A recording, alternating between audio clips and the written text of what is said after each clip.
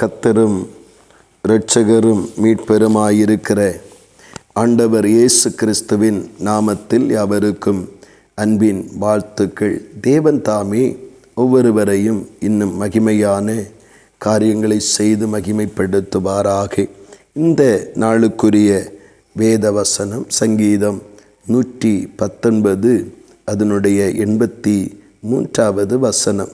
புகையிலுள்ள துருத்தியை போலானேன் என்று இந்த சங்கீதக்காரன் சொல்லுவதை காண முடிகிறது. துருத்தி ஒரு தாகம் தீர்ப்பதற்காக தண்ணீரால் நிரப்பப்படுகிற ஒரு பாத்திரமாக அல்லது ஒரு பொருளாக இருக்கிறது.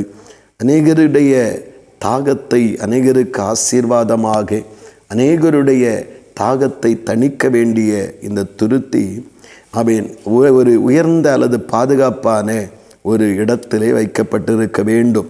ஆனால் இந்த துருத்தி இப்பொழுது சொல்லுகிறான், தன்னுடைய வாழ்க்கை இணைத்து சொல்லுகிறான், இந்த துருத்தி இப்பொழுது புகையில் இருக்கிற ஒரு துருத்தியை போல சுற்றிலும் பல விதமான போராட்டங்களால் சூழ்ந்திருக்கிற ஒரு துருத்தியாக இருக்கிறது என்று சொல்லுகிறான். ஆண்டவருடைய நாமத்தினாலே அவன் அப்படி சொல்லுவதற்குரிய காரணம், அவனை சுற்றிலும் ஏராளமான காரியங்கள் அவனை நெருக்கி அவனை ஒடுக்க ஆரம்பிக்கிறது. அவன் மகிமையாய் விடுதலையாக்கப்பட்ட ஒரு நபராக உயர்ந்து இருக்க வேண்டிய அவர் இப்பொழுது அந்த பிரச்சனைகளால், போராட்டங்களால் சூழ்ந்து மிகவும் நெருக்கத்துக்குள்ளாக்கப்பட்டிருப்பதை காண முடிகிறது. எப்படி ஒரு புகையிலுக்குள்ளிருக்கிற ஒரு பாத்திரம் அல்லது ஒரு பாண்டம் வெளியே தெரியாமல் இருக்கிறதோ, அதை போல அந்த புகையை மாத்திரம்தான் மக்கள் காண்பார்கள். அதுக்குள்ளிருக்கிற துருத்தி அல்லது ஒரு பாத்திரத்தை பார்க்க முடியாதது போல இவனை பார்க்கிறவர்கள் எல்லாரும் இவனுடைய பிரச்சனையை சொல்லி சொல்லி, இவனுடைய போராட்டங்களை சொல்லி சொல்லி இன்னும் இவனை காயப்படுத்துகிற நிலையையும் அங்கே உணர முடிகிறது. இதையெல்லாம் இப்படிப்பட்ட ஒரு துருத்தியில் இருக்கிற ஒரு ஆசீர்வாதமான நன்மைகளை இந்த உலகத்திற்கு அல்லது மக்களுக்கு கொடுத்து சந்தோஷமாக இருக்க வேண்டிய இந்த துருத்தியாகிய வாழ்வு இப்பொழுது ஒரு நெருக்கத்திற்குள்ளாக பிரோச்சனமற்ற வாழ்வை போல மக்களுக்கு எப்பொழுது பார்த்தாலும் பிரச்சனையோடு இருக்கிற ஒரு நெருக்கத்திலே இருக்கிற ஒரு நபராக இந்த மனிதன் தோற்றமளிக்கிறான். அதைத்தான் சொல்லுகிறான், மக்களுடைய பார்வைக்கு நான் ஒரு புகையிலுள்ள துருத்தியை போலாக இருக்கிறேன்.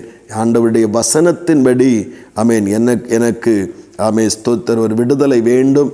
ஆனால் அந்த சூழ்நிலை இருந்தாலும் அவனுடைய உறுதியை பாருங்கள், உம்முடைய பிரமாணங்களை நான் மறக்க மாட்டேன் என்று உறுதியாக இருக்கிறான். இதுதான் ஆண்டவருடைய கிரியைகள் அவனுடைய வாழ்விலே நடப்பிக்கப்படுவதற்கு ஏதுவான ஒரு விசுவாச உறுதியான வாழ்வாய் இருக்கிறது. எவ்வளவு நெருக்கம் வந்தாலும் வசனத்தை நான் விட்டுவிட மாட்டேன், பிரமாணங்களை விட்டுவிட மாட்டேன். நான் இருக்கிறது பலவிதமான போராட்டங்கள் இருக்கிறேன், ஆனாலும் உடைய வசனத்தை நான் விட்டுவிட மாட்டேன், மறக்க மாட்டேன் அப்படி என்று சொல்லி உறுதியோடு இருக்கிறார். அதே நாம் வெளிப்படுத்தின விசேஷத்திலே வாசிக்கும் பொழுது 3வது அதிகாரத்திலே என் ஆண்டவருடைய வார்த்தை வீதமாய் சொல்லுகிற, உனக்கு கொஞ்சம் பலன் இருந்தும் என் நாமத்தை நீ மறுதலியாமல் என் வசனத்தை காத்து கொண்டபடியினால் இதோ உனக்கு முன்பாக திறந்த வாசலை வைக்கிறேன் என்று ஆண்டவர் சொல்லுகிறார். பிரியமானவர்களே, நம்முடைய நெருக்கம் ஒரு பக்கம் சூழ்ந்திருந்தாலும், அநேகருக்கு ஆசீர்வாதமாக இருக்க வேண்டிய வாழ்வு பலவிதமான போராட்டங்களால் சூழ்ந்து கொண்டிருந்தாலும், நம்முடைய வாழ்வை கவனிப்பதை விட நம்முடைய போராட்டங்களை கவனித்து அவைகளை குறித்தே பேசுகிற மனிதர்கள் மத்தியிலே நாம் கர்த்தருடைய வசனத்தை மறவாதபடி பிடித்து கொள்ளுவோம், காத்து கொள்ளுவோம். காரணம், அந்த வசனம் இருக்கிற எல்லா நெருக்கத்தினின்றும் எல்லா பாடுகளிலும் நம்மை விடுவித்து இந்த வேத வசனத்தின்படி ஆண்டவருடைய நாமத்தினால் ஒரு விசாலத்தையும் ஒரு விடுதலை கொண்டு வந்து ஒரு திறந்த வாசலின் அனுபவ ஆசீர்வாதங்களுக்குள் நம்மை நடத்தி செல்லும்.